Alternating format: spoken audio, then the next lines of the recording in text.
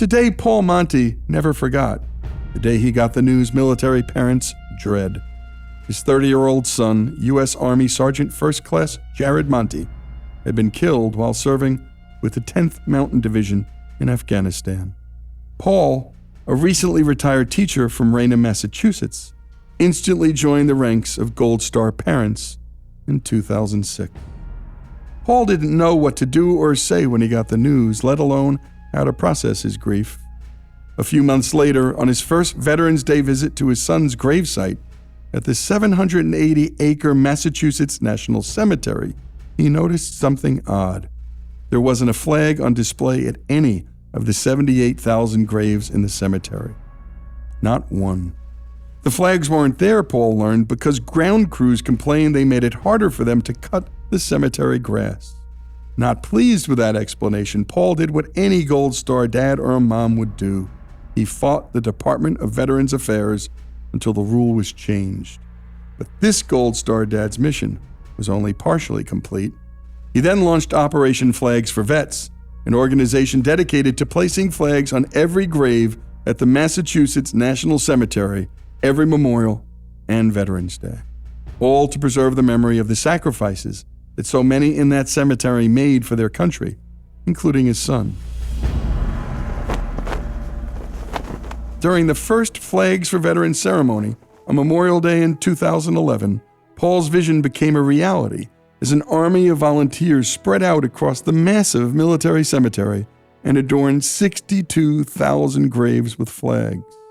Here's what Paul told the assembled crowd.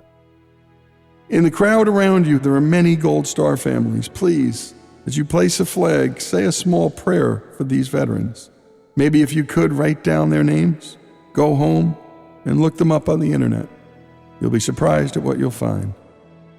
Paul was later interviewed that day by NPR, fighting back tears as he told a story about a new kitchen set Jared and his Army pals purchased for their home only to give it away.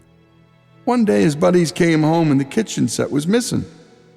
They asked him where it was, and Jared said, "Well, I was over at one of my soldiers' houses and his kids were eating on the floor. So I figured they needed the kitchen set more than we did. And so the $700 kitchen set, well, it just disappeared."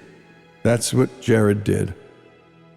His father described his son as a man who didn't crave attention. All his medals went in a sock drawer. No one ever saw him. He didn't want to stand out. In 2009, his son posthumously received the highest commendation any American soldier can be awarded, the Congressional Medal of Honor. But the most powerful part of Paul's story revolved around Jared's truck, why he didn't sell it, and why he still drove it. What can I tell you? It's him. It's got his DNA all over it. I love driving it because it reminds me of him, though I don't need the truck to remind me of him. I think about him every hour of every day. Paul shared details of his son's Dodge 4x4 Ram 1500 truck, adorned with decals, including the 10th Mountain Division, the 82nd Airborne Division, an American flag, and a Go Army decal. Then came the most emotional part of the interview. You know, I think it's important for people to understand what Gold Star parents go through. Your child is your future, and when you lose your child, you've lost your future.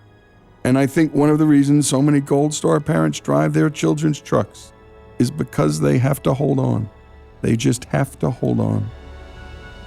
I'll never forget that interview because I was listening to it on a sunny Memorial Day in a Walmart parking lot in my own hometown, unable to get out of my SUV because I was crying so hard. Crying like I used to cry when I was a child. Crying as if I'd just lost my child. I wasn't the only one sitting alone in my car crying that Memorial Day back in 2011.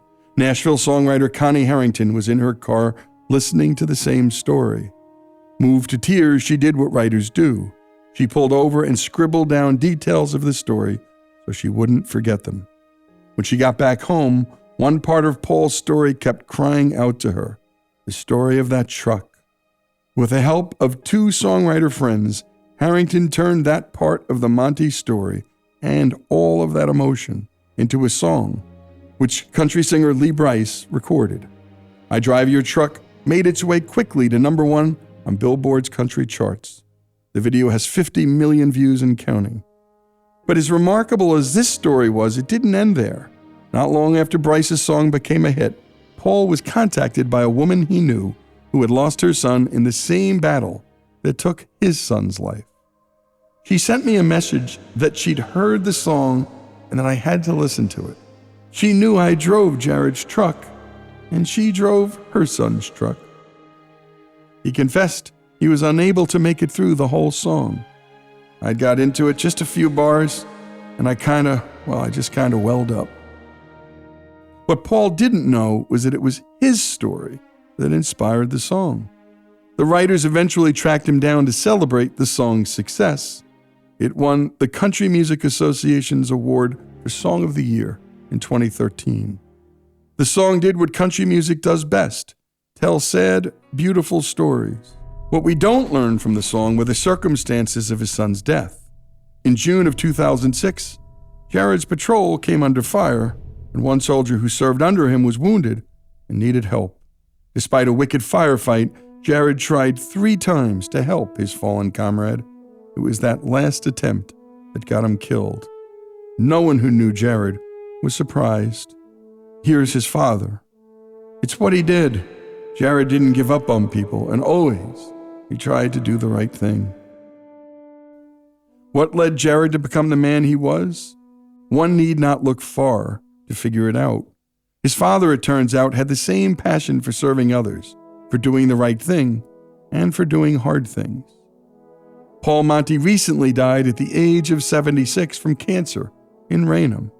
We learned from local media reports that he taught earth sciences at Stoughton High School for 35 years and rarely talked about himself. He was too busy taking care of the people around him. Paul's daughter Nicole told reporters her dad, one of 9 kids growing up, worked hard throughout his life. He delivered newspapers and worked all kinds of odd jobs growing up, and worked 2 and sometimes 3 jobs to support his family. He didn't complain about it or take credit for it. It was simply who he was. On the Massachusetts Fallen Heroes website and Facebook page, his friends and colleagues wrote these words about him. Paul relentlessly pursued a life of helping others, being a role model and leading by example. He's left us to join his son Jared in heaven.